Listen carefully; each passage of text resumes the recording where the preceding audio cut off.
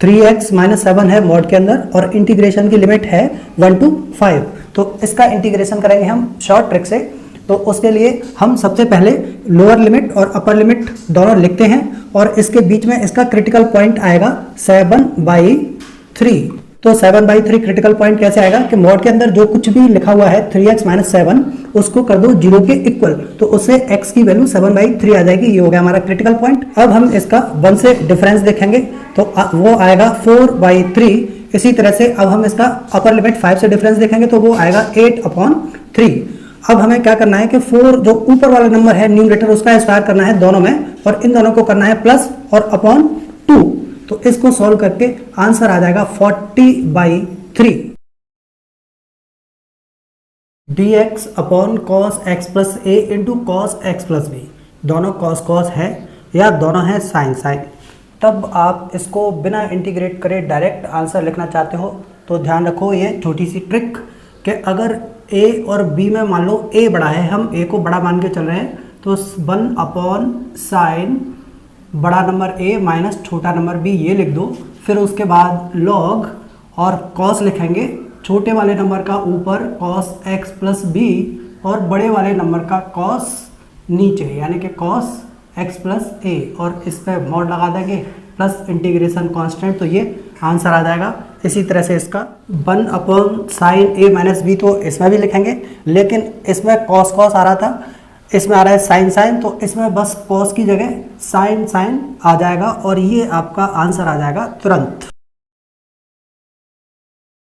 Integral की form में एक cos रेशियो है, एक sin रेशियो है अपॉन में। तो अब हम इसको डायरेक्ट शॉर्ट ट्रिक से आंसर लिखेंगे। तो उसके लिए हमें देखना है कि इसमें a और b में कौन बड़ा है।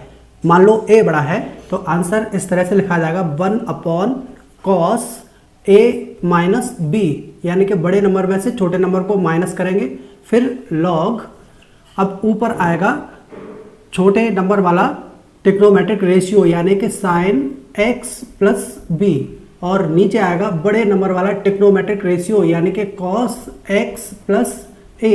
अब हमें इसमें साइन और कॉस से कोई मतलब नहीं होता, केवल छोटे और बड़े नंबर से मतलब होता है, प्लस इंटीग्रेशन कांस्टेंट लगा देंगे तो तुरंत एक लाइन में आ जाएगा आंसर। पार्ट्स जिसमें फर्स्ट फंक्शन है एल्जेब्राइक फंक्शन और सेकंड है ट्रिग्नोमेट्रिक या एक्सपोनेंशियल, तो इसको शॉर्ट ट्रिक से करेंगे। तो उसके लिए सबसे पहले एल्जेब्राइक फंक्शन को एज इट इज लिखेंगे, फिर उसका डिफरेंशिएशन करते जाएंगे जब तक 0 नहीं आ जाता है, फिर 0 को हटा देंगे। उसके बाद प्लस माइनस प्लस साइन लगाएंगे ऑल्टरनेटिवली। उसके बाद सेकंड फंक्शन के लिए पहले स्टेप से ही इंटीग्रेट करेंगे, फिर इसका इंटीग्रेशन और इसके इंटीग्रेशन को फिर से इंटीग्रेट करेंगे और इन दोनों को मल्टीप्लाई करके प्लस करेंगे, तो ये आ जाएगा फटाफट आंसर।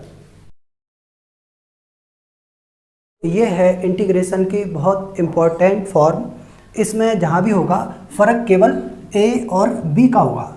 तो इसका डायरेक्ट आंसर लिखने के लिए आपको याद रखनी है ये ट्रिक कि जो e⁴ax आ रहा है वो लिखो आप और sin bx लिख लो। अब यहाँ ब्रैकेट लगा लो और माइनस में sin bx का डिफरेंशिएशन होगा b cos bx। अब cos के साथ b आ गया तो sin के साथ में ये e⁴ax में जो a है वो इंटू कर दो। अब बात बराबर हो गई। अब क्या करना है आपको फाइनली कि a² प्लस b² से डिवाइड कर दो। जैसे तो इसमें a की वैल्यू है 3 और b की वैल्यू है 4, तो a और b की वैल्यू इसमें लिख दो, तो ये आपका आंसर आ जाएगा तुरंत।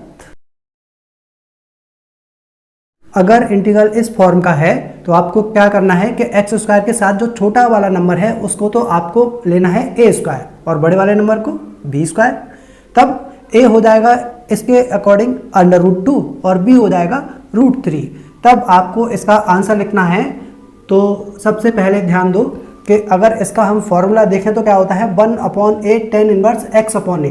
तो छोटे वाले नंबर का 1/√2 into tan inverse x/√2 minus, अब बड़े वाले नंबर का फॉर्मूला लगा देंगे लेकिन माइनस के साथ 1/3 tan इनवर्स x/3 और आगे मल्टीप्लाई करेंगे 1/b² माइनस a², यानी कि बड़े वाले नंबर के स्क्वायर में से छोटे वाले नंबर का, बड़ा वाला नंबर है का स्क्वायर है यहाँ 9 माइनस 2 यानी कि 7।